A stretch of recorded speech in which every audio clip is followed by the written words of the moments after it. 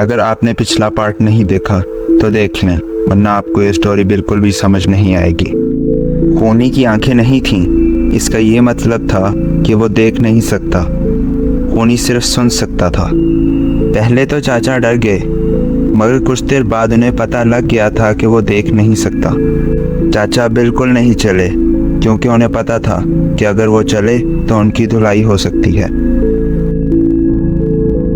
चाचा ओजो और तोजो को इशारों में चलने से मना कर रहे थे।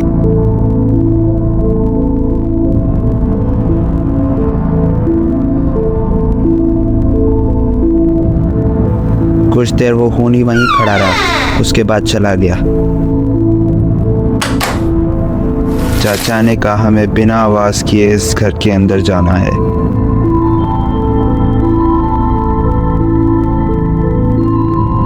वो सारे घर के गिर्द चलने लगे, ये जानने के लिए यहाँ पे कोई दूसरा दरवाज़ा है।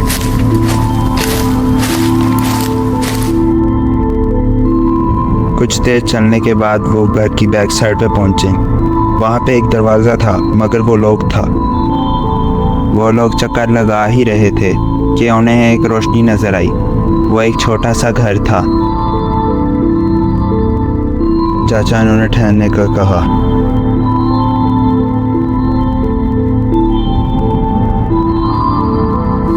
मगर वो कहाँ ठहरने वाले थे।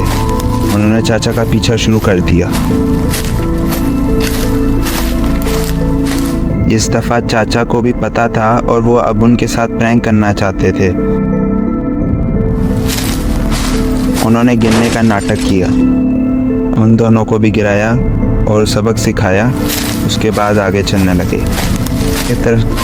वो घर की तरफ जा ही रहे थे कि उन्हें वहाँ एक बूढ़े अंकल मिले। वो उस घर तक पहुँच गए। वो उन अंकल से पूछने लगे कि आप उस घर के बारे में कुछ जानते हो। अंकल ने जवाब दिया, हाँ, ये खूनी जॉन का घर है। चाचा ने कहा, ये तो हम भी जानते हैं। चाचा ने पूछा, ये यहाँ कब से रह रहा है। अंकल ने जवाब दिया कि इसकी उम्र 79 साल है और वो शुरू से ही यहीं रह रहा है। चाचा ने कहा, आपको इसके घर के अंदर जाने के लिए कोई दूसरा दरवाज़ा पता है। अंकल ने कहा, उस घर के बैक साइड पे एक दरवाज़ा है जो सीधा उसके तहखाने की तरफ निकलता है। मेरे पास इस दरवाजे की चाबी है, अगर तुम चाहो तो मैं तुम्हें उस घर की चाबी दे सकता हूँ। अंकल ने खड़े होने की कोशिश की, मगर खड़े ना हो सके। तोजो और ओजो अंकल के पास गए और उनकी मदद की। अंकल काफ़ी कोशिशों के बाद खड़े हो गए और अपने घर की तरफ चले। उन्होंने दरवाज़ा खोला और उस घर की चाबी ले आए। अंकल ने चाचा को चाबी दी और कहा, एक बात याद रखना, वो जिसको भी कैद करता है उसको अगले दिन 8 बजे मारकर उसी तहखाने में छोड़ देता है। तुम्हें जल्दी वहाँ से वापस आना होगा। अंकल ये कहकर वापस बैठ गए। चाचा ने चलने को कहा और वो घर की तरफ चलने लगे। वो घर के पास पहुँचे और उस दरवाजे को खोलने की कोशिश करना शुरू कर दी।